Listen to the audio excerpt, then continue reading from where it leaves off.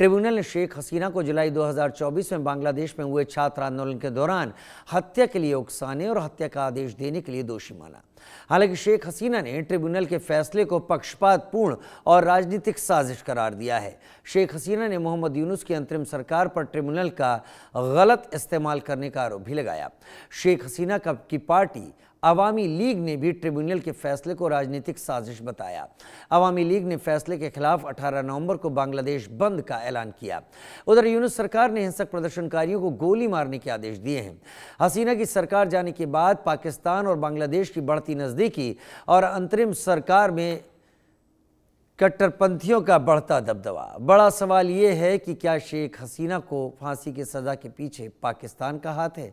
क्या मोहम्मद यूनुस पाकिस्तानी जनरल आसिम मुनीर के साथ मिलकर कोई बड़ी साजिश रच रहे हैं?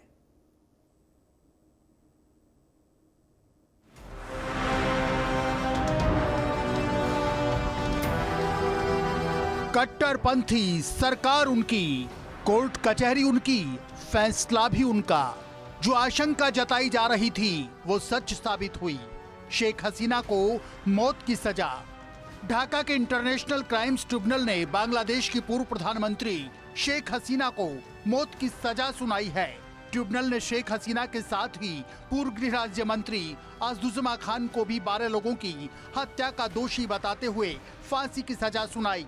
तीसरे आरोपी पूर्व आईजीपी अब्दुल्ला अल ममून सरकारी गवाह बन चुके थे, इसलिए उन्हें 5 साल की सजा सुनाई गई। पूर्व प्रधानमंत्री शेख हसीना को मौत की सजा से पूरा देश सख्ते में है। इस कोर्ट की स्थापना शेख हसीना ने ही 2010 में की थी। 1971 के मुक्ति संग्राम के दौरान वॉर क्राइम्स और नरसंहार जैसे मामलों की जांच और सजा के लिए इस कोर्ट को दशकों के इंतजार के बाद बनाया गया था। आज उसी ट्रिब्यूनल ने मानवता के खिलाफ अपराध का दोषी करार देते हुए फांसी की सजा सुनाई। शेख हसीना को किन मामलों में दोषी पाया गया वो समझिए। हत्या के लिए उकसाने, हत्या का आदेश देने की दोषी करार। 2024 में छात्र आंदोलन के दौरान हुई हत्याओं की मास्टरमाइंड बताया। आंदोलन रोकने के निहत्थे प्रदर्शनकारियों पर फायरिंग करवाई। ड्रोन और हेलीकॉप्टर से प्रदर्शनकारियों पर हमले करवाने की दोषी हसीना ने लीथल फोर्स का इस्तेमाल करने की इजाजत दी, जिसमें स्टूडेंट अबू सईद की हत्या और चांखार पुल नरसंहार हुआ। सैकड़ों लोगों का अपहरण और उन्हें गायब करवाया। टॉर्चर और एक्स्ट्रा जुडिशियल किलिंग्स की दोषी करार। ट्रिब्यूनल ने जैसे ही शेख हसीना को मौत की सजा सुनाई, खचाखच भरा कोर्ट रूम तालियों से गूंज उठा। यानी लोग पहले से ही शेख हसीना के लिए फांसी की सजा की उम्मीद लगाए बैठे थे। बांग्लादेश के इंटरनेशनल क्राइम्स ट्रिब्यूनल में शेख हसीना पर 5 आरोप लगाए गए थे।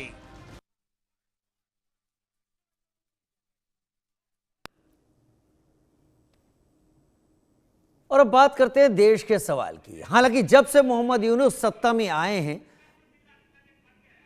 जब से मोहम्मद यूनुस ने सत्ता संभाली है, तब से एक बात यहां पर यह है कि शेख हसीना को लेकर बहुत ज्यादा बांग्लादेश मुखर है शेख हसीना के खिलाफ जाने के लिए। देश के कई सवाल है। क्या पाकिस्तान के दबाव में यूनुस सरकार ने आईसीटी से यह फैसला दिलवाया है? क्या भारत के डर से यूनुस सरकार ने शेख हसीना को फांसी की सजा दिलवाई? क्या बांग्लादेश की पूर्व पीएम शेख हसीना को फांसी की सजा राजनीतिक साजिश है? फांसी के पीछे क्या लोकतंत्र को हमेशा के लिए खत्म करना यूनुस सरकार की मंशा है? और आम चुनाव से पहले हसीना की पार्टी अवामी लीग से यूनुस सरकार क्या घबरा गई है? क्योंकि लगातार शेख हसीना की तरफ से कहा जा रहा है कि जब तक उनकी पार्टी को बांग्लादेश के लोकतांत्रिक परिदृश्य में चुनाव में भाग लेने की मंजूरी नहीं मिलती, तब तक बांग्लादेश एक तरफा आगे जाएगा। और वही कोशिश मोहम्मद यूनुस करते हुए दिखाई दे रहे हैं। हमारे साथ कुछ खास मेहमान जुड़ गए हैं। एम्बेसडर गौरी शंकर गुप्ता, पूर्व राजनयिक जुड़ गए हैं। विकास पाहवा, सीनियर हमारे साथ वरिष्ठ वकील सुप्रीम कोर्ट के, और रज़ाक उल हैदर चौधरी, स्वतंत्रता सेनानी, बांग्लादेश से हमारे साथ इस वक्त जुड़ गए हैं। आप सभी का मेरे साथ स्वागत है जुड़ने के लिए। आप सब ने वक्त निकाला। मैं सबसे पहले रज़ाक भाई मैं आपका ही रुख करना चाहूँगा, क्योंकि आप मेरे साथ बांग्लादेश से जुड़ रहे हैं और आप न केवल जुड़ रहे हैं, आपने 1971 का मुक्ति वाहिनी का वो दौर देखा है, आपने बंगबंधु को देखा है, आपने बांग्लादेश को बनते हुए देखा है, ईस्ट पाकिस्तान से बांग्लादेश जो बना और आज जिसकी पहचान पूरी तरीके से गायब हो चुकी है। रज़ाक भाई, ये क्या रहा है इस वक्त बांग्लादेश में? क्या शेख हसीना ने इतने बड़े क्राइम किए थे कि उसको फांसी की सजा दी जाती?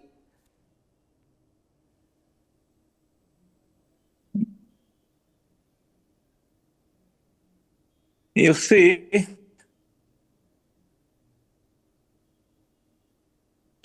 आपको मेरी आवाज आ रही है रज़ाक भाई?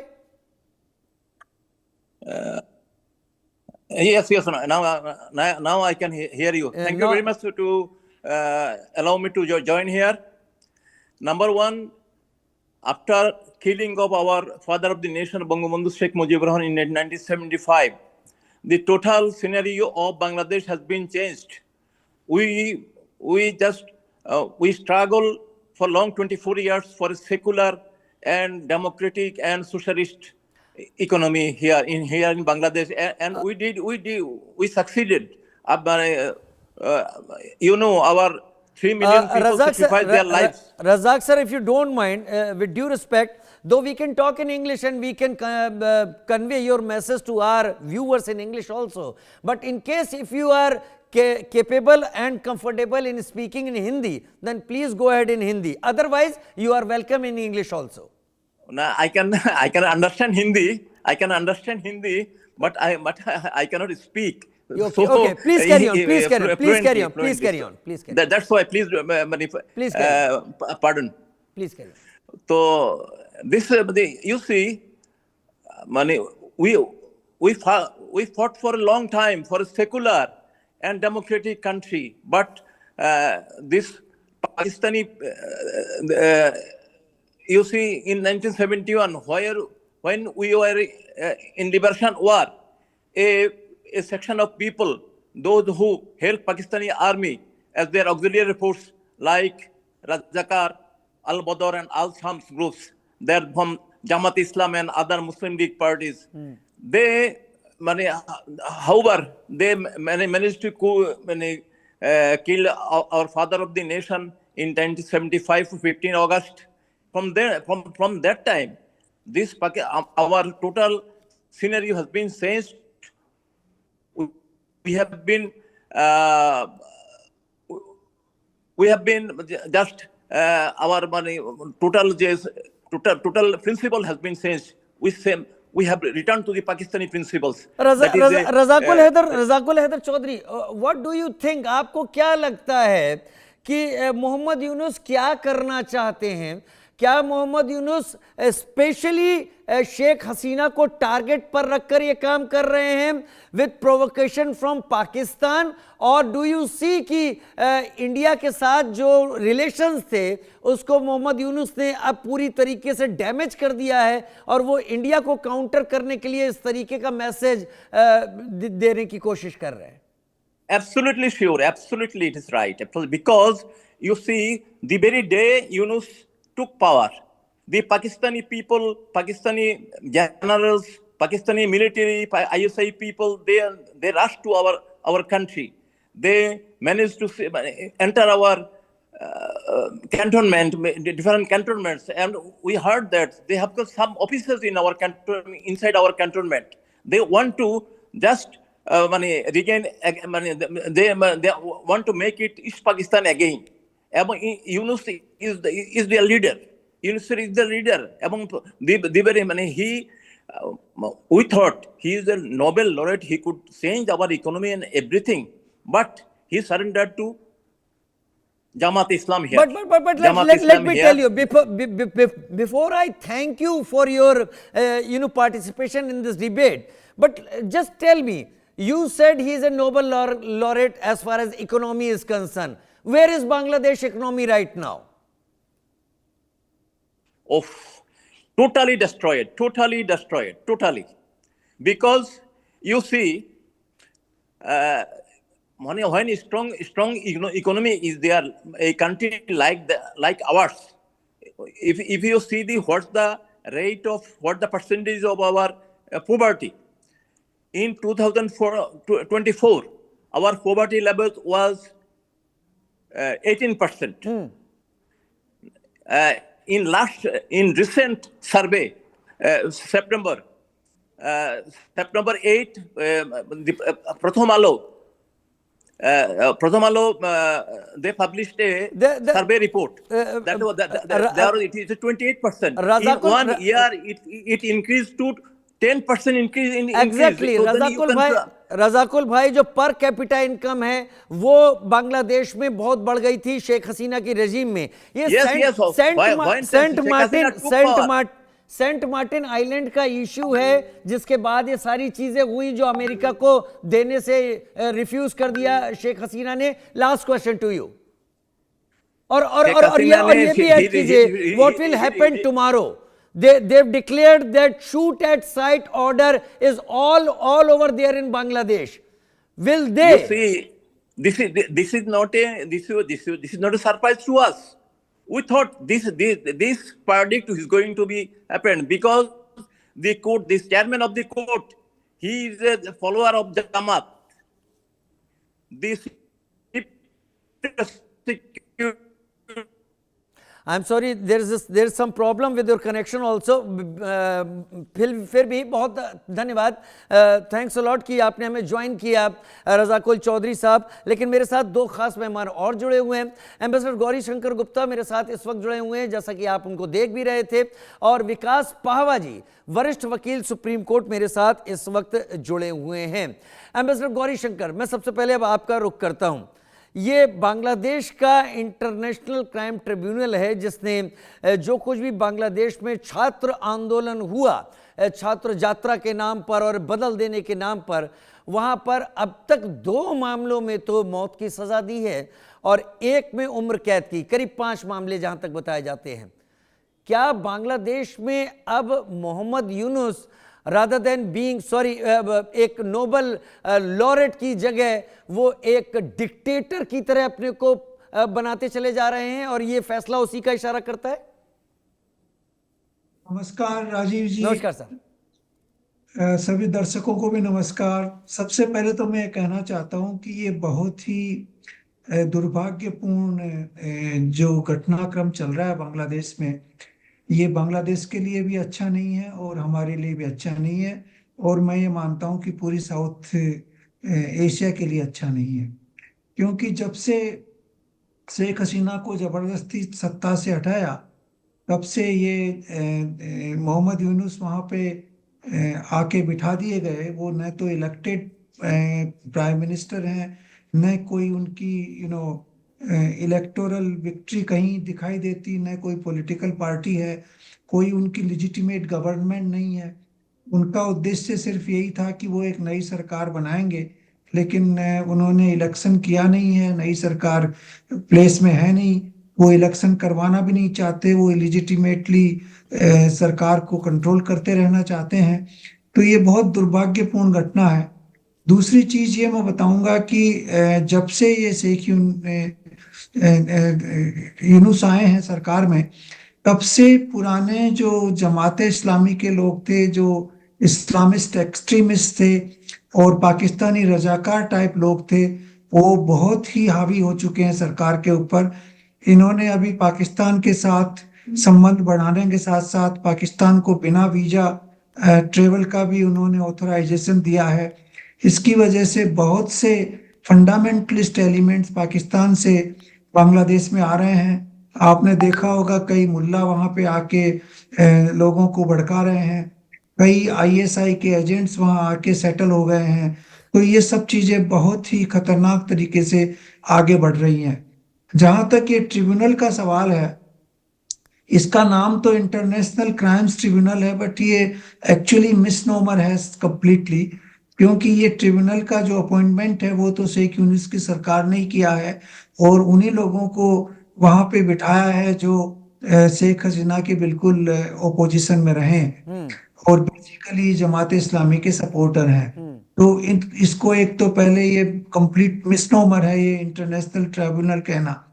दूसरी चीज ये है कि इस ट्राइब्यूनल का जो प्रोसीडिंग्स हुए हैं उसमें शेख हसीना को कोई ढंग से अपना रिप्रेजेंटेशन देने की कोशिश नहीं की गई, बहुत सारे जी, आप क्योंकि सही कह रहे हैं, बहुत सारे तो political- अवामी लीग के लोग अरेस्ट किए जा चुके हैं, उनकी तरफ से जो भी अवामी- खड़ा हो रहा है उसके अवामी लीग साथ। को- मैं आता हूं सर, एक बड़ी खबर ले लूं, इसी पर आपसे रिपीट ले लूंगा, उसके पहले मैं इंट्रोड्यूस कर लूंगा अपने साथी वकील साहब जो हमारे साथ जुड़े हुए हैं इस वक्त। बड़ी खबर यह कि बांग्लादेश की अंतरिम सरकार ने भारत से अपील भी कर दी है। भारत सरकार से शेख हसीना को एक्स्ट्राडाइट करने की मांग भी कर दी है। मोहम्मद यूनुस बड़ी चालाकी के साथ अपने कदम आगे बढ़ा रहे हैं।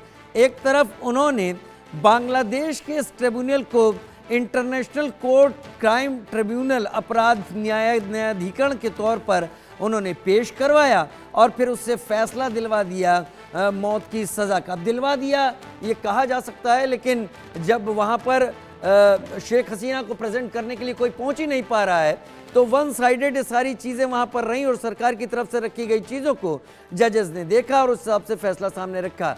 मेरे साथ अरविंद सिंह तेजावत भी इस वक्त जुड़ रहे हैं, एम्बेसडर गौरी शंकर गुप्ता मेरे साथ जुड़े हुए हैं, विकास पाहवा सीनियर एडवोकेट मेरे साथ जुड़े हुए हैं सुप्रीम कोर्ट के।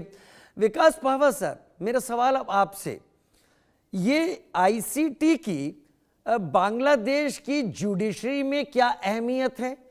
क्या इसके फैसले के खिलाफ वहां पर कोई अपील हो सकती है, नहीं हो सकती है? लेकिन जैसा मैं कह रहा था कि जब रिप्रेजेंटेशन का मौका ही नहीं मिला और ये फैसला आ गया है तो अब शेख हसीना के पास क्या ऑप्शंस बचते हैं इस राइडर के साथ कि जैसा मैंने खबर अभी बताई कि बांग्लादेश की सरकार ने भारत से प्रत्यर्पण की अपील भी कर दी है। नमस्कार राजीव जी। नमस्कार sir. And thank you for inviting me. जैसे गुप्ता जी ने अभी आपको बताया था कि ये जो ट्रायल है ये इंटरनेशनल क्राइम ट्राइब्यूनल ने कंडक्ट किया और जो नॉलेज हमें इंटरनेट से अवेलेबल है ये जो ट्रायल है 1 जून 2025 को शुरू हुआ और अब नवंबर में आके इसकी समाप्ति हुई और करीब 40-50 विटनेसेस इन्होंने एग्जामिन करे। सबसे इम्पॉर्टेंट बात यह है कि ये ट्रायल इन एब्सेंशिया है। ट्रायल इन एब्सेंशिया मतलब जो एक्यूज्ड जो ट्राइब्यूनल के सामने नहीं आया, उसने अपना डिफेंस ट्राइब्यूनल को नहीं दिया, उसको क्रॉस एग्जामिनेशन करने की अपॉर्चुनिटी नहीं मिली, उसको अपने डिफेंस में कोई विटनेसेस देने की अपॉर्चुनिटी नहीं मिली और डिफेंस में जो एक प्रॉपर एक्सप्लेनेशन दिया जाता है, जब एक साक्ष्य कोर्ट में रिकॉर्ड होता है तो उसकी कॉपी दी जाती है कि उसको और एक्यूज से उसका एक्सप्लेनेशन मांगा जाता है, वो भी अपॉर्चुनिटी उनको नहीं मिली, कोई बहस करने की अपॉर्चुनिटी नहीं मिली और एक एक्स पार्टी जैसे प्रोसीडिंग्स होती है उस तरीके से ट्रायल को बहुत ही स्विफ्टली इसको कंक्लूड किया गया एज इफ कि tribunal was in Hari. Tribunal चाहता था कि जल्दी से जल्दी ट्रायल ख़त्म हो और वो अपना वर्डिक्ट जो है वो उसको दे दें। तो ये जो डेथ सेंटेंस हुआ है, डेथ सेंटेंस अगर ट्राइब्यूनल या कोई सेशंस कोर्ट देता है तो बांग्लादेश के लॉ के हिसाब से इसकी अपील केवल सुप्रीम कोर्ट के अपीलेट डिवीजन में जा सकती है। अनलाइक इंडिया में जो है death sentence has to be confirmed by a division bench of the high court, but Bangladesh के लॉ के हिसाब से वो सीधा सुप्रीम कोर्ट में जा सकता है। लेकिन कठिनाई इस बात की है कि अगर इसमें एक्यूज इस वर्डिक्ट को चैलेंज भी करना चाहें तो चैलेंज भी पॉसिबल तब है जब आप उस कोर्ट के जुरिसडिक्शन में जाइए, अपने आप को सरेंडर करिए। एग्जैक्टली। तो ये अपील जो है ये इन एब्सेंशिया फाइल नहीं हो सकती सुप्रीम कोर्ट में। इसीलिए जैसे आपने अभी अभी राजीव जी आपने बताया कि एक एक्सट्रेडिशन की रिक्वेस्ट भी आ गई है कोर्ट में। आप देखिए कितनी जल्दी एक्सट्रेडिशन की रिक्वेस्ट आई कि जजमेंट प्रोनाउंस नहीं हुआ और जजमेंट का एग्जामिनेशन नहीं हुआ और एक्सट्रेडिशन की रिक्वेस्ट आ गई। एक्सट्रेडिशन की जो रिक्वेस्ट है वो normally ministry of External affairs करता है, बट इस केस में विदाउट एग्जामिनेशन और इतना क्विक एग्जामिनेशन के बाद एक एक्सट्रेडिशन की रिक्वेस्ट भी आ गई है। अब एक्सट्रेडिशन की रिक्वेस्ट के बाद थोड़ा और मामला जो है थोड़ा इंटरेस्टिंग हो गया है, क्योंकि हमारे यहाँ जो इंडिया में जो इंडियन एक्सट्रेडिशन एक्ट है उसका एक प्रॉपर प्रोसीजर है। उसमें 2 चैप्टर हैं। एक चैप्टर तो ये कहता है कि उन 2 कंट्रीज के बीच में जहाँ पे एक्सट्रेडिशन का कोई अरेंजमेंट हो या एक्सट्रेडिशन ट्रीटी हो तो एक प्रोसीजर होता है, जहाँ पे एक्सट्रेडिशन ट्रीटी नहीं है उसका प्रोसीजर डिफरेंट होता है। जी। तो यहाँ पे हमें देखना पड़ेगा कि हमारा बांग्लादेश के साथ कोई एक्सट्रेडिशन ट्रीटी है या नहीं है, नंबर 1। नंबर 2, अगर ये केस पूरा पॉलिटिकल नेचर का केस है तो इंडियन लॉ के हिसाब से एक्सट्रेडिशन नहीं हो सकता। अगर शेख हसीना जी एक्सट्रेडिशन के केस को लड़ेंगी इंडिया में तो उनके पास बहुत सारे ऐसे डिफेंसेस होंगे जो लीगली परमिसिबल हैं और फैक्चुअली भी परमिसिबल हैं, जैसे कि ड्यू प्रोसेस का फॉलो ना होना, ट्रायल का प्रॉपर प्रोसीजर का फॉलो ना होना, या ट्राइब्यूनल का गलत कॉन्स्टिट्यूट होना, या उनको प्रिंसिपल ऑफ नेचुरल जस्टिस का अपॉर्चुनिटी ना देना, या पॉलिटिकल केस, जैसे ये तो पॉलिटिकल का इसका तो वेरी नेचर ही लग रहा है जिस हिसाब से ट्रायल कंडक्ट हुआ कि ये पॉलिटिकल इन नेचर ही है। सो इंडियन एक्सट्रेडिशन लॉ के हिसाब से अगर पॉलिटिकल केस में किसी का एक्सट्रेडिशन माना जाता है, that itself is a ground for rejection. So इसमें जब ये एक्सट्रेडिशन की रिक्वेस्ट आएगी तो Ministry of External Affairs India उसको एग्जामिन करेगा। एग्जामिन करने के बाद एक पर्टिकुलर कोर्ट को कॉन्स्टिट्यूट करेगा जहाँ पे ये एक्सट्रेडिशन रिक्वेस्ट का एग्जामिनेशन होगा। एग्जामिनेशन होने के बाद there can be a full fledged trial in India. पहले ये लॉ होता था कि केवल कागज का एग्जामिनेशन होता था और उसके बाद एक्सट्रेडिशन हो जाता था। जी। आजकल एक्सट्रेडिशन की प्लीज में भी आप ये प्रूव कर सकते हैं, जैसे मैंने आपको 4-5 ग्राउंड्स बताए, ड्यू प्रोसेस का फाइल ना होना, ट्रायल प्रॉपर कंडक्ट ना होना, पॉलिटिकल नेचर होना, और फैक्ट्स पे भी जो एविडेंस है वो बांग्लादेश गवर्नमेंट को उस एविडेंस को इंडिया में भेजना पड़ेगा। और उसके बाद ह्यूमन राइट्स, कि अगर आपने एक्सट्रेडिशन कर भी दिया तो क्या जो फ्यूजिटिव है क्या वो उस कंट्री में जाके सिक्योर्ड है, क्या उस कंट्री में जाके उसको प्रॉपर न्याय मिलेगा, या उसके साथ कोई गलत तरीका या कि कुछ ह्यूमन राइट्स वायलेशन होंगे। हमारे एक वियना कन्वेंशन है उसमें सारे रूल्स मेंशन हैं, क्या वो फॉलो होंगे, ये सारी चीजें अब इंडियन कोर्ट में, अब ball is in the Indian court, in the extradition court, तो यहाँ पे डिसाइड होंगी। अब आपने बहुत अच्छी बात कही सर, मैं और डिटेल आपसे लूंगा क्योंकि आपने वियना कन्वेंशन की बात की, आपने ये कहा कि जो भी एक्यूज्ड है क्या उसके राइट्स होंगे। मुझे तुरंत जैसी आप ये बात कह रहे थे मुझे अबू सलेम का मामला याद आ गया। पुर्तगाल ने इतना स्ट्रिक्ट दायरे में रखा था भारतीय एजेंसीज को कि अबू सलेम का एक्सट्रेडिशन ही लग रहा था कि शायद पॉसिबल नहीं होगा, और उसके बाद कई मामलों में सरकार का भी तब विरोध किया गया, बहुत सारी चीजें हुई थी।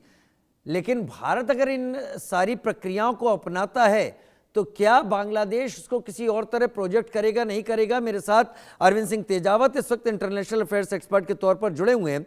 अरविंद जी, पिछले कुछ दिन पहले हमने देखा था पाकिस्तानी कलाकारों के शोज होने शुरू हुए थे बांग्लादेश में, और तब इससे पहले कि पाकिस्तानी कलाकार वहां अपना प्रोग्राम पेश करें नारे लगते थे शेख हसीना को फांसी दो, और ये नारे रिकॉर्ड भी हुए हैं, ऐसी फुटेज बहुत है जो हमने तब देखी थी। लेकिन अभी स्थिति ये है कि आज जब कोर्ट में शेख हसीना को फांसी दी गई तो कोर्ट के अंदर तालियां बजी काफी देर तक, फांसी दो के नारे लगाए गए कोर्ट के अंदर। ऐसा भारत के कोर्ट में तो नहीं होता, मेरी जहां तक जानकारी, आप लोग मुझसे सीनियर है, मैं इस पर विकास पावा जी से थोड़ी देर में जवाब लूंगा।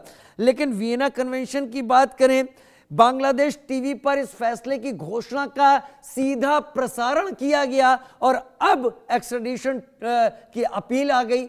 ये क्या बच्चों का खेल है या ये सारी चीजें पहले से सीक्वेंशियली सेट करके रखी गई थी? ये होगा तो ये किया जाएगा, ये होगा ये किया जाएगा, यानी सबके लिए सारी तैयारी थी। अरविंद जी, दरअसल अगर किसी भारतीय कोर्ट में ये सारी बातें होती कि वहां पे आप तालियां बजवा रहे हैं और उसको एक पॉलिटिकल टूल की तरह इस्तेमाल किया जाता, तो मुझे लगता है कि ये भारत में संभव नहीं था, क्योंकि ताली बजाना भी आपका एक पॉलिटिकल बायसनेस बताता है, जो ये सोचते हैं कि यह निष्पक्ष नहीं हुआ या कि कानून के हिसाब से नहीं हुआ, और क्योंकि उनको उम्मीद नहीं थी इसलिए उन्हें बहुत ज्यादा खुशी हुई।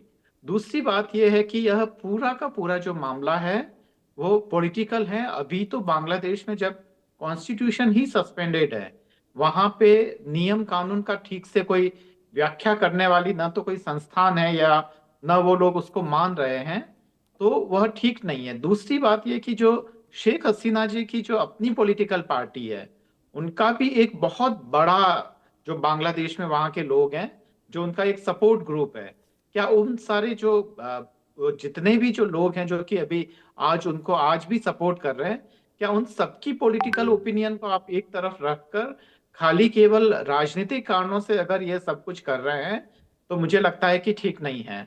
और मैं बिल्कुल विकास पहावा साहब की बात को भी सुन रहा था, पर ये सारी तमाम चीजें अगर हम भारतीय संदर्भों में देखें तो हमारे लिए ये सारी काफी आश्चर्यजनक लगती है। पर अगर बांग्लादेश के संदर्भ में देखें तो वहां पे जुडिशरी इतनी मजबूत नहीं है। जुडिशरी वहां मजबूत होती है जहां डेमोक्रेसी ठीक से काम करती है, क्योंकि जुडिशरी भी वो डेमोक्रेटिक इंस्टीट्यूशन का एक पायदान होता है, वो उसका एक हिस्सा होता है। और जहां डेमोक्रेसी की ही हालत खराब हो तो वहां जुडिशरी ठीक वैसे ही है जैसे कि कोई राजा साहब हैं और राजा साहब के अधीन कोई 2-4 मंत्री हैं और उनको कहा जाता है कि काजी साहब आप तय करिए कि इनको क्या सजा दी जाए। तो लगभग लगभग बांग्लादेश में ऐसा ही हो रहा है, पूरी तरीके से जो सामंतवाद में होता था कि राजा ने कहा कुछ पंचों से कि यह आपको फैसला सुनाना है, और पंचों ने निष्पक्ष बनने का नाटक करते हुए वह पूरा फैसला सुना दिया, जैसे कि प्रेमचंद की कहानी पंच परमेश्वर में होता है। तो वही हुआ है अभी शेख हसीना के साथ में, और बिल्कुल गलत हुआ है। और मुझे लगता है कि इसको पॉलिटिकल तरीके से देखने से बांग्लादेश में ही जो उसके जो डेमोक्रेसी है वो कमजोर होगी और वहां पे विदेशी ताकतें हावी होगी। थोड़ा सा डिप्लोमेटिक तरीके से भी बताएं, मतलब ये नहीं कि आप डिप्लोमेटिक हो जाएं, डिप्लोमेसी के हिसाब से शेख हसीना को टारगेट में रखते हुए बांग्लादेश दरअसल कर क्या रहा है, अरविंद जी? देखिए, वहां जहां तक अगर हम चीजों को देखें तो सत्ता पे काजिब रहना हर एक व्यक्ति चाहता है। और अभी जो शेख हसीना को हटाने के पीछे एक खासकर एक ये था कि वो सेकुलर थी और तमाम चीजें थी, तो उनको हटाने और उनको हटाने को जस्टिफाई करने के लिए उसका एंटीथेसिस लाना बेहद जरूरी है। और क्योंकि वो सेकुलर थी तो वहां पे जो कम्युनल फोर्सेस हैं वही उनका रिप्लेसमेंट हो सकता था। तो यही है। तो इसका पर जहां तक भारत पे इसके प्रभाव का प्रश्न है, यह काफी लंबा चलेगा, क्योंकि ऐसे में वो बार बार भारत को जब भी बांग्लादेश और भारत की जो संबंधों पे या जब भी कभी द्विपक्षीय बातें होगी तो उनके प्रत्यर्पण का मामला हमेशा से उठाएगा। तो एक तरीके से भारत को वो हमेशा से असहज करने के लिए उस टूल का इस्तेमाल किया जाता रहेगा और वो परेशानी होती रहेगी। Ambassador Gauri Shankar sir, ambassador Gauri Shankar, एक इंटरव्यू बहुत फेमस हुआ था इससे पहले कि शेख हसीना बांग्लादेश से भारत की तरफ आती, और उन्होंने इंटरव्यू दिया था बांग्लादेश के मॉर्निंग स्टार या डेली स्टार पेपर को दिया था। उसमें उन्होंने कहा था कि एक गोरा मेरे पास आया और उसने मुझसे सेंट मार्टिन आइलैंड के बारे में बात की, मैंने मना कर दिया और उसके बाद हालात ये हो गया, अगर मैं वो मान जाती तो शायद बांग्लादेश में यह हालत नहीं होती। तो क्या मोहम्मद यूनुस इस वक्त जो कुछ भी एक खास डिप्लोमेटिक स्ट्रेटेजी पर काम कर रहे हैं शेख हसीना को लेकर, क्या इसमें भारत को घेरने की कोई स्ट्रेटेजी है? सेंट मार्टिन आइलैंड, खासतौर पर बांग्लादेश का जो ऊपरी इलाका जहां से भारत का चिकन नेक बनता है, लाल मोनीर हाट का इलाका, वहाँ चाइनीज एक्सपर्ट को ले जाना, वहाँ पाकिस्तानी लोगों को ले जाना, एक वहाँ पर एयरबेस भी मौजूद है, और उसके बाद जो भारत का मैप है उसको तोड़ना मरोड़ना और एक बांग्लादेश के नए मैप एक आर्ट के रूप में पेश करना, ये सब मोहम्मद यूनुस क्यों कर रहे हैं? क्या वो डिप्लोमेसी नहीं समझते या फिर वो सीधे टक्कर लेने की कोशिश कर रहे हैं? सवाल थोड़ा लंबा है क्योंकि मैं आप जैसे थोड़ा मेरे पास अनुभव नहीं है कि मैं और कम कर पाऊं, लेकिन अगर आप इसका जवाब दें। तो राजीव जी, ऐसा है, देखिए, इसमें अगर अमेरिका का रोल है तो वो इनडायरेक्ट रोल है। मैं ये नहीं मानता कि अमेरिका ने डायरेक्टली इस तख्तापलट में भाग लिया था। उन्होंने जो इनकी स्ट्रेटेजी ये होती है कि कुछ एनजीओज को, कुछ स्टूडेंट मूवमेंट को, इनको ये फंडिंग देते रहते हैं, और उस फंडिंग से जो है एक विरोध प्रदर्शन किया जाता है, और वो विरोध प्रदर्शन जो है एक नया रूप लेके, और उसके ऊपर जमात के टाइप लोग जो हैं वो हावी हो गए और उन्होंने इस तख्तापलट का काम किया। ये शेख हसीना ने भी अभी क्लियर किया था 2-3 दिन पहले कि अमेरिका का शायद डायरेक्ट इन्वॉल्वमेंट इसमें नहीं है, लेकिन जो भी है सच्चाई ये है कि उनका तख्ता पलट किया गया। और उसके बाद ये यूनुस जो है वो तो रहते भी नहीं थे बांग्लादेश में, वो बाहर से विदेश से लाके बिठाए गए। उसमें जरूर अमेरिका का पूरा पूरा हाथ है, क्योंकि अमेरिका यूनुस को जानते थे, पुराने प्रेसिडेंट बाइडेन, उनसे अच्छी मुलाकात थी, उन्होंने उनको लाके यहाँ बिठा दिया। और मेरे को पता नहीं कि अमेरिका ये इनको अच्छी तरह समझ रहा था। अमेरिका भी अब जान रहा होगा कि ये तो पूरी तरह से जिहादी आइडियोलॉजी के आदमी हैं, तो इन्होंने जिहादी एलिमेंट्स को सपोर्ट करना शुरू किया। सारे कॉन्स्टिट्यूशनल ऑर्गन से उनको खत्म कर दिया है, देश की इकोनॉमी को खत्म कर दिया है। ये कोर्ट है, ये एक सिर्फ फसाड है, ये इसमें कोई, जैसे बाबा साहब ने भी बताया कि इसमें कोई लीगल सब्सटेंस नहीं है। ये तो हर तरह से, एक तो ट्रायल एब्सेंशिया में हुआ है और उनको कोई अपॉर्चुनिटी नहीं मिली है, एक्स पार्टी जजमेंट हो गया है, जल्दी से इसको कंक्लूड कर दिया गया है। तो ये सब चीजें ये बताती हैं कि ये बेसिकली एक पॉलिटिकल साजिश है, जिसके तहत शेख हसीना को ये फांसी देना चाहते हैं। और उसका मेन पर्पज ये है कि वो जो 71 में जो बांग्लादेश वार हुआ था, और बांग्लादेश का जो क्रिएशन एक सेकुलर और बंगाली नेशन के रूप में हुआ था, उसको अंडू करना है। तो इसीलिए उन्होंने पहले शेख मुजीब की जितने भी यादाश्त थे, उनकी मेमोरीज थी, उनके ऊपर अटैक किया। और उसके बाद अब शेख हसीना को वो अटैक करके इस पूरी फैमिली को और पूरे जो विरासत है बांग्लादेश की, उसको तबाह करना चाहते हैं। तो ये इनकी एक साजिश है। इनको एक्चुअली जो करना चाहिए था वो एक इलेक्शन करना चाहिए था, एक कॉन्स्टिट्यूशनल गवर्नमेंट बिठानी चाहिए थी, और जो गवर्नमेंट जो सरकार बनाती है उसके बाद जो भी निर्णय लेता वो ठीक होता। लेकिन ये तो खुद ही अनकॉन्स्टिट्यूशनल है, इनको न कोई जनता से समर्थन प्राप्त है, न कोई इलेक्टेड है, न कोई उनके कॉन्स्टिट्यूशन में ऐसा प्रोविजन है, कॉन्स्टिट्यूशन सस्पेंशन में है। तो एक इलेजिटिमेट आदमी पावर में बैठा हुआ इस तरह का काम कर रहा है, तो उसकी कोई लीगल सैंक्टिटी नहीं है। और दूसरी चीज ये है कि ये प्रत्यार्पण के लिए भारत के ऊपर जरूर दबाव डालेंगे, ये मैं मानता हूं, लेकिन उसका कोई असर होने वाला नहीं है, क्योंकि लीगल प्रक्रिया जो है वो एक साफ सुथरी प्रक्रिया होनी चाहिए। उसी के बाद प्रत्यार्पण का कोई कार्य आगे बढ़ता है। अगर लीगल प्रक्रिया साफ नहीं है, वहां की सरकार साफ नहीं है, तो उसमें आगे बढ़ने का कोई तरीका नहीं है। आप देखिए, हमारे जो कुछ लोग लंदन में बैठे हुए हैं, जिनके ऊपर पूरी तरह से लीगल प्रक्रिया हो चुकी है, उसके बावजूद भी ब्रिटिश सरकार से उनको एक्स्ट्राडिशन अभी तक नहीं किया गया है। तो ये तो बहुत ही कॉम्प्लिकेटेड और टोटली पॉलिटिकली मोटिवेटेड केस है। तो मैं नहीं समझता कि इससे बहुत कोई चीजें आगे बढ़ेगी।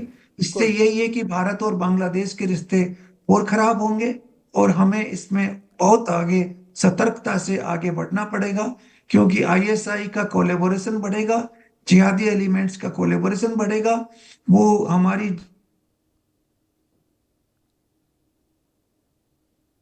चलिए शायद उसके ऊपर किसी भी तरह से लोगों को भेज के परेशानी इंडिया के लिए मैं करता हूं सर आपका रुख, तो हमें बहुत सावधानी से आगे बढ़ना। विकास पाहवा सर, वरिष्ठ वकील सुप्रीम कोर्ट, मेरे साथ इस वक्त जुड़े हुए हैं। विकास पाहवा सर, आपने बहुत अच्छी तरीके से मुझे समझाया, मुझे कुछ चीजें, और उन चीजों को शायद अभी एम्बेसडर गौरीशंकर ने भी सामने रखा। ट्रायल इन एब्सेंशिया ये आपने माना यहाँ पर, लेकिन बांग्लादेश में अगर सुप्रीम कोर्ट में ही जाकर इसकी अपील की जा सकती है, तो मैं अभी गौर से देख रहा था, कुछ डाटाज देख रहा था इस बीच की, जब एम्बेसडर गौरीशंकर बता रहे थे, मैं आपके सामने रखता हूं। ये जो बांग्लादेश में जो भी आंदोलन या प्रदर्शन हुआ, इसमें 1400 कुल हत्याओं की बात कही गई, 25,000 लोग घायल होने की बात कही गई, और शेख हसीना के ऊपर इन पर्सन 3 लोगों के साथ मिलकर, बेगम रुकैया यूनिवर्सिटी है, ये रंगपुर में ही पड़ती है, उसी रंगपुर जिसकी मैं बात कर रहा था, वहां 7 लोगों की हत्या का इल्जाम लगाया गया है। क्या ये चीजें साबित हो सकती हैं कि जिस मामले में अब प्राइम मिनिस्टर किसी देश का है तो कहाँ रहता है प्रेजेंस सबको पता होती है, एक यही जगह नहीं है, एक दूसरी लोकेशन पर भी इसी तरीके से पर्सन स्पेसिफिक तौर पर शेख हसीना का नाम है। तो इसको क्या आप उम्मीद करते हैं कि बांग्लादेश की जुडिशरी इसमें शेख हसीना को कुछ न्याय दे पाएगी या फिर इस मामले को सुन पाएगी, जिस तरीके से मौत का तो आदेश आ ही चुका है, मौत की फांसी का? राजीव, जैसे मैंने आपको पहले बताया था कि वो अपील तभी फाइल होगी जब शेख हसीना जी बांग्लादेश पहुंचेंगी, अपने आप को कोर्ट के जुरिडिक्शन में डालेंगी। अगर वो इंडिया में ही रहती हैं तो अपील मेरे ख्याल में लाई नहीं कर पाएगी, क्योंकि वो इन एब्सेंशिया अपील भी नहीं फाइल कर पाएंगी वो। और जैसा कि पॉलिटिकल स्टेटमेंट आ रहा है, कहीं ना कहीं आई थिंक उनकी फैमिली ने कोई प्रेस कॉन्फ्रेंस करके ये स्टेटमेंट दिया है कि जब तक बांग्लादेश की पॉलिटिकल सिचुएशन ठीक नहीं होती राइट। तब तक हम इस वर्डिक्ट को चैलेंज नहीं करेंगे। तो अगर ये वर्डिक्ट चैलेंज नहीं हो रहा तो फिर now the ball is in the court of Indian extradition court and ministry of External Affairs India, क्योंकि अब तो एक्सट्रेडिशन की, क्योंकि अगर ये चैलेंज नहीं होता तो ये जजमेंट मैं एक बात आपसे पूछ सकता हूं, क्या सर ये इंटरनेशनल कोर्ट ऑफ जस्टिस में जा सकता है बांग्लादेश अगर भारत के इसमें मदद नहीं करता है तो? नहीं, अभी नहीं जा सकता। अभी इंटरनेशनल कोर्ट ऑफ जस्टिस में इसलिए नहीं जा सकता क्योंकि या तो वो ट्रायल ही वहीं पे होता, इंटरनेशनल कोर्ट ऑफ जस्टिस में जो वॉर क्राइम्स होते हैं उनका जुरिडिक्शन इंटरनेशनल क्रिमिनल कोर्ट के पास होता है जी। यहाँ पे दी बांग्लादेश गवर्नमेंट डिसाइडेड कि उनका ट्रायल यहीं हो, एफआईआर यहीं हो, इन्वेस्टिगेशन यहीं हो और चार्जशीट यहीं फाइल हो और ट्रायल नहीं हो। They have now constituted a tribunal, right और रॉन्ग उन्होंने वो ट्राइब्यूनल का कॉन्स्टिट्यूशन किया और उससे अब उन्होंने ट्रायल भी कंक्लूड कराया। मेरे हिसाब से हेंस फोर्थ जो भी प्रक्रिया होगी वो अब इंडिया की एक्सट्रेडिशन कोर्ट में होगी, क्योंकि the location of Sheikh Hasina is identified कि वो इंडिया में है और इंडिया की ही गवर्नमेंट को एक्सट्रेडिशन की रिक्वेस्ट भेजी गई है। तो अगर कोई फैक्ट्स के ऊपर या एविडेंस के ऊपर डिस्कशन होता है वो अब इंडियन कोर्ट में ही होगा मेरे हिसाब से, क्योंकि वो अपील तो फाइल कर नहीं रही। उनका स्टेटमेंट आ गया कि हम अपील नहीं फाइल कर रहे हैं क्योंकि हमें जस्टिस की कोई उम्मीद नहीं है, क्योंकि सुप्रीम कोर्ट से भी उनको जस्टिस की कोई उम्मीद नहीं है, इसलिए उनके पास कोई ऑप्शन है ही नहीं। तो इस जजमेंट को वो एक्सेप्ट करेंगी और उसका चैलेंज इंडियन एक्सट्रेडिशन कोर्ट में होगा। एग्जैक्टली। और जैसे मैंने आपको पहले बताया था, one of the major ground for rejection of extradition request is the nature of the offence. वो nature of offence political in nature है। एग्जैक्टली। वो तो हमारी एक्सट्रेडिशन एक्ट में ही लिखा हुआ है। एग्जैक्टली। और मेरे ख्याल से सर इस दौरान अगर ये एक्सट्रेडिशन को चैलेंज करती है शेख हसीना, मैं आपसे ही पूछ रहा हूं विकास सर, उस वक्त की जो तस्वीरें बांग्लादेश से आई थी जिसमें लोग शेख हसीना के घर में घुस गए, उनके अंडरगारमेंट्स लूट के ले जा रहे हैं, उनका सामान लूट के ले जा रहे हैं, शेख हसीना को बहुत टाइमली रेस्क्यू किया गया, अदरवाइज तब ये भी बातें कही गई थी कि शेख हसीना को ही कत्ल कर दिया जाता उस बार्जिन जब किया गया उनके घर में। देखिए, हमारे यहाँ भी लॉ और इंटरनेशनल लॉ भी यही है कि जो पब्लिक सेंटिमेंट है, पब्लिक सेंटिमेंट से ट्रायल नहीं होता, ट्रायल तो एविडेंस बेस्ड होता है। जैसे हमारे यहाँ एक बहुत बड़ी सेइंग है कि no matter how diabolical the crime is, the crime has to be properly investigated, उनकी एविडेंस कलेक्ट होनी चाहिए और प्रॉपर ट्रायल होना चाहिए। पब्लिक सेंटिमेंट के हिसाब से जजमेंट थोड़ी आएगा।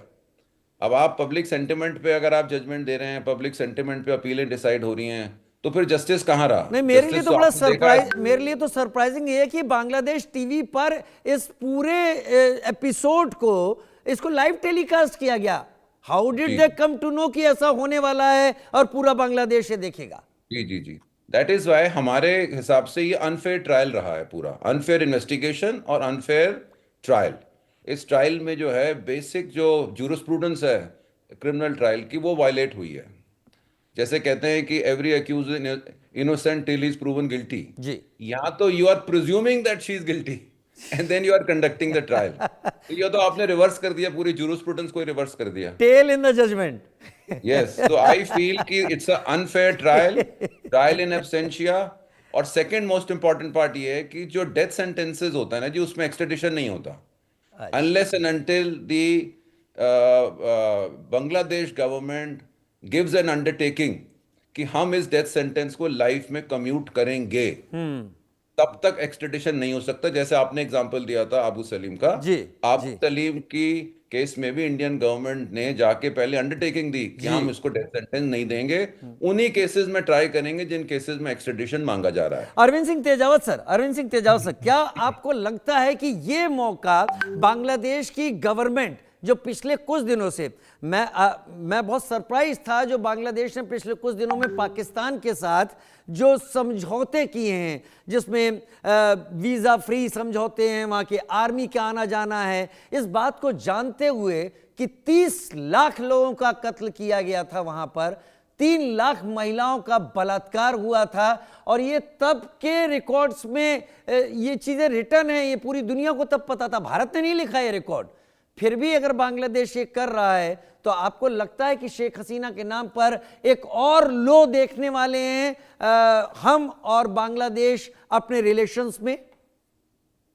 बिल्कुल ठीक है राजीव साहब, पर मैं दरअसल इससे पहले विकास पावा साहब की एक बात को अपडेट करना चाहता हूं, क्योंकि आज मॉर्निंग में जो इलाहाबाद हाई कोर्ट के जो एक रिटायर्ड जस्टिस थे, उनके साथ में जब पैनल शेयर कर रहा था, तो उन्होंने एक बात कही कि बांग्लादेश की जो पूर्व प्रधानमंत्री है वो क्योंकि भारत की नागरिक नहीं है, तो कोर्ट में ऐसा कोई भी मामला जाता है तो ज्यूरिडिक्शन नहीं बनता है, तो इस मामले को खारिज कर दिया जाएगा। तो पहली बात तो ये कि इस मामले को अगर कहीं पे भी सुलटाया जाता है तो वह जो बड़े राजनीतिक स्तर पर ही सुलटाया जाएगा, उसको भारत के कानून से या किसी भी प्रकार का यहाँ कोई अगर कोई पैनल भी कोई इस पे कोई बात करता है तो भी, या कोई ऐसा, तो इसका संभावना बहुत कम है। अब मैं आपके वाली चीज पे मैं लौटता हूं, तो मैं ये कहता हूं कि भारत के संबंधों पे तो असर पड़ेगा ही, क्योंकि जो यूनुस साहब के पीछे जो ताकतें हैं वो काफी भारत समर्थक ताकतें नहीं है, हमें ये मालूम है, क्योंकि जो शेख हसीना की जो सरकार थी उनको जो भारत का समर्थन था यह भी जग जाहिर है। पर यहाँ एक चीज ये समझनी पड़ेगी कि पाकिस्तान के साथ जाने में बांग्लादेश का हित किसी भी तरीके से नहीं है। इसका कारण ये है कि एक तो जो ज्योग्राफिकल डिस्टेंस है वो काफी ज्यादा है, और पाकिस्तान खुद इस हैसियत में नहीं है कि वह बांग्लादेश को किसी भी प्रकार की मदद कर सके। अब इसमें एक जो संभावनाएं नजर आती है कि चीन या अमेरिका, जैसा कि गुप्ता साहब ने भी पहले बताया कि ये खुले तौर पर इन सब मामलों में शामिल नहीं है, हो सकता है कि पर्दे के पीछे से वो कोई अपना काम करते हो। तो अगर मान लो चीन किसी भी दखल अंदाजी इस पूरे मामले में करता है, तो मुझे लगता है कि पाकिस्तान की तरफ वो पाकिस्तान को इस्तेमाल करके इस पूरे रीजन को बांग्लादेश और उसके जरिए डिस्टर्ब करने की कोशिश कर सकता है। पर वो सीधा सीधा इसलिए नहीं आएगा कि भारत और चीन के हित बहुत सारे जो साझा मंच हैं वहां पर जुड़े हुए हैं, और भारत के खिलाफ सीधा सीधा नहीं जाएगा, क्योंकि ऐसे में जो SCO है या ब्रिक्स वगैरह जो है, जहां की वो चीन चाहते हैं कि अमेरिका के जो बहुत सारे जो क्वेड वगैरह से भारत अपनी दूरी बना ले, और रूस और चीन जो चाहते हैं, तो चीन यहाँ पे सीधा सीधा हस्तक्षेप नहीं करेगा। तो यहाँ पे मुझे लगता है कि इन तमाम चीजों को हमें उसी तरह से देखना चाहिए, और अमेरिका जब भी बांग्लादेश के संदर्भ में कुछ करेगा तो उसके सबकॉन्शियस माइंड में भारत जरूर होगा, क्योंकि आज भी दक्षिण एशिया पे भारत का जो प्रभाव है एक रीजनल ताकत के रूप में, तो वह उन देशों के रूप में भी रहता है। डोनाल्ड ट्रंप साहब ने भी थोड़े दिनों पहले जो बयान दिया था कि भारत बांग्लादेश के संदर्भ में जो करना चाहे वो कर सकता है। तो आपका जो सवाल है, मुझे लगता है कि इसी संदर्भ में देखना चाहिए राजीव साहब, कि भारत और बांग्लादेश के रिश्ते आगे कैसे होने वाले हैं। कम से कम इस सरकार में तो दुरुस्त होंगे, इसकी उम्मीद बहुत कम ही है राजीव साहब। जी, मैं समझ पा रहा हूँ, इसकी उम्मीद बहुत कम है, लेकिन बांग्लादेश पिछले कुछ दिनों से, पिछले कुछ समय से जो कुछ कर रहा है वो एक अलग तरीके की कहानी यहाँ पर दिखा रहा है।